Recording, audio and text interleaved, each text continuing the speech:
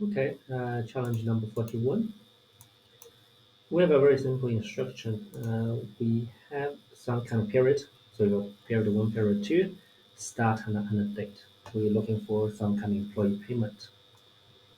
So paid it twice monthly. So probably first half of the month and second half of the month. You're looking for the number of weekdays that make period paid. You want to drop the weekend. You pay for the 5 days of the week.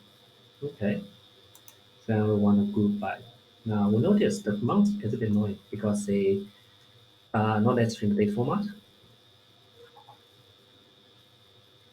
Okay, well, we can give it a try in P2. The first thing we notice is input data is for everybody's string, not necessarily in the design format. So everything should be months, so the month, day, year format.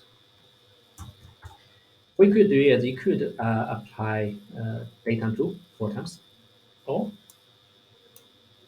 because it's the same structure, we can give multi-field a go. So with a string type, we're going to select the for date. How we're going to do? Well, we're going to create a new column because we want to change the date type. It will be two, let's call it date. Prefix is fine, change data to, we're going to have a date field eventually. So as a data format, for current field, select it. What's the format you're going to go for? We have month, day, year. So percentage here, percentage D, percentage year. 4 years. Sync. That's the format. Let's see. Nope. If it's wrong, it's probably the bounce. Capital M. And still not happy about the thing.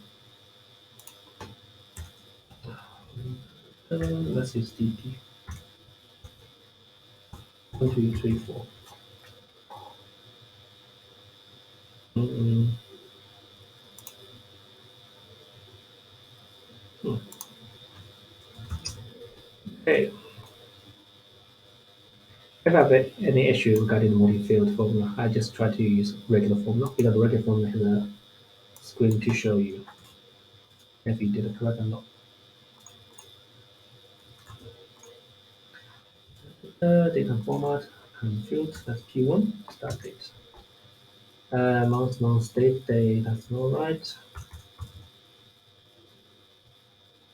Recognize it. Month, date, day.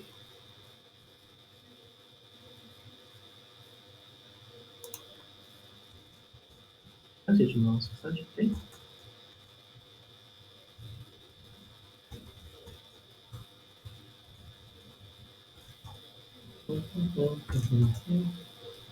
Hmm. Let me check my formula sheet first. Okay, yes. Single stupid mistake. Should be data path, not data format. Data format to choose the amount of data field you already have. You choose what type you want. We're going to use that later. Data path. We can delete this field grading. Let's see what we have. Month, data, year. Expected separate month, data. Because you have single digit, double digit, they may not recognize it. Uh, let's change that. I think 4 digit year should be the capital. Oh, so the data I have a literally separate sheet saved there because I never remember all of the combinations. Either way, we have our for date column, then we can start to do our calculations. Because we'll try to calculate how many working days in between. It's not necessarily the easiest. What we want to do is probably want to separate into two parts of workflow, the first payment period, the second payment period. So the first thing, let's probably just select the relevant field. Yeah, I wouldn't need that. We can just use thing. I'm going to use a generate rows. because we know that we have a particular period. For each period, we can did I get the correct period?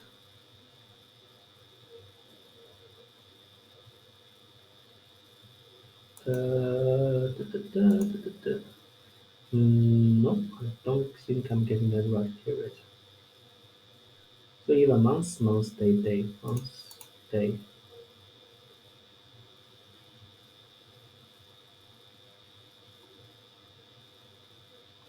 Mm, it's not picking the months correctly. Yeah, yeah.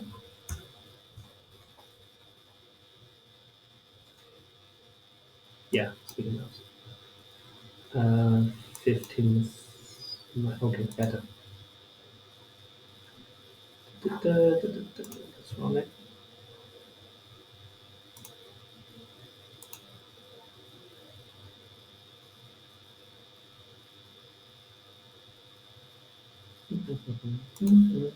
Sorry, number 20, we have 26 row, that's fine. So the first one starts is only the January, then February. Okay, that's good.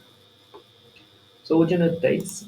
We can create a new dates. Let's just call it date. Hit field. What do you want? You want to start is P1 start. As long as your the new field you create date is less equal than let's just do less, strictly less than P1 ends. You're gonna plus one day. So that should adjust for the last day as well. So the formula is data mat. So we're gonna say, okay, our date field, as long as you know satisfy a condition, you want plus one day.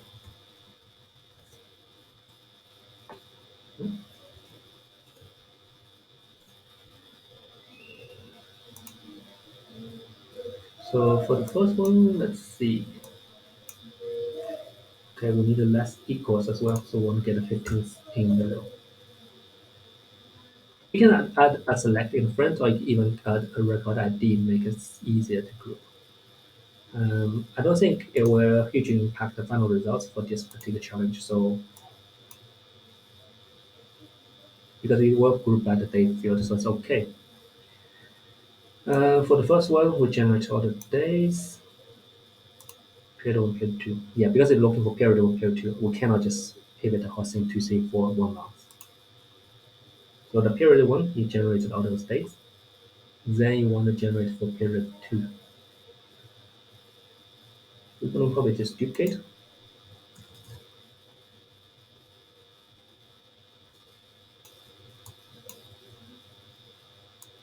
Everything is identical. We just need to change one to two for pretty much the whole flow. Still quick a check. So we have more period two dates. Yeah, because probably the 31st, you have a different. The first 15 days of the month is always consistent, but the second half may not necessarily be true. For example, this guy, we can see we pad out from the 16th to the 31st. So we're doing okay. P2 starts, P2 start from 16th, the next one batch, that's correct. That's good. We have our date field, then it's about finding out the group by. Now group by we have two things. One, we got to handle what's the month year format. Then two, we got to handle the what's the weekday. And then three, we got to handle the weekend or not. The first field is equal to month. So this is the data format.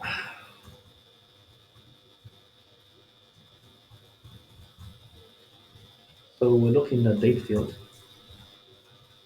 For the date field, what do I need? I think it's percentage B. Yeah, percentage B gave the 4 months. We want a comma. Then we want the year term. So percentage year, 4 digits. That's good. Do we keep still the date format?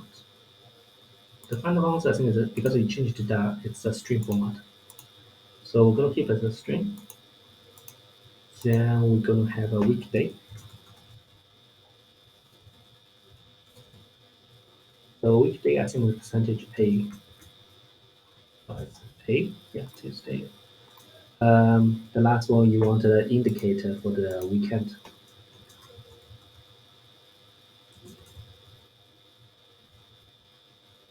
Let's call it weekday indicator. Indicator. So we're going to do if statement. So you have the choice because you can convert the weekday into a number, then let a number equals to your digits. Because we already have the previous calculation as text, we may well just use the text. So f my weekday equals, let me use in instead. Okay, let's say data for Sunday,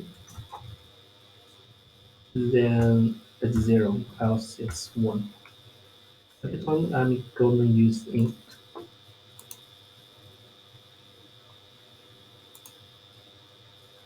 That's good. As the reason usually I prefer to use indicator because int you can aggregate straight away rather than say count distinct or something. You can use sum of the indicate function. It's a very handy way of doing things. We can see, so for the months with P1, we can actually group that straight away. We go to aggregate, we can group by months, how many paid it, or just sum of the indicator is suffice. We call the top half is P1 weekdays. So P1 weekdays, we get 26 rows. That's good, that's much on the top. No necessary sorted, so January, November 2013 is 11, November, somewhere, 2013 11, that's good. October 2013 is 11, October 2013 is 11, looks good. That's done. That means we can just copy paste for the bottom half. Here everything is identical, the date field we call it the same column, so that's good. Weekday, same, so when we change anything, the only thing here, so rather than P1, we got P2 weekdays.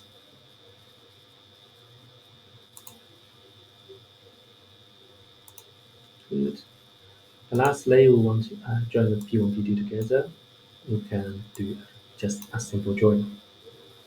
For the join, months is the common column, so we're going to select the months, P1, P2, we don't need. Duplicate column, that's may not sort it. Yeah, they sort alphabetically. It's probably just sort alphabetically, so we can compare the results. Ideally, you want to sort by a date field rather than the text.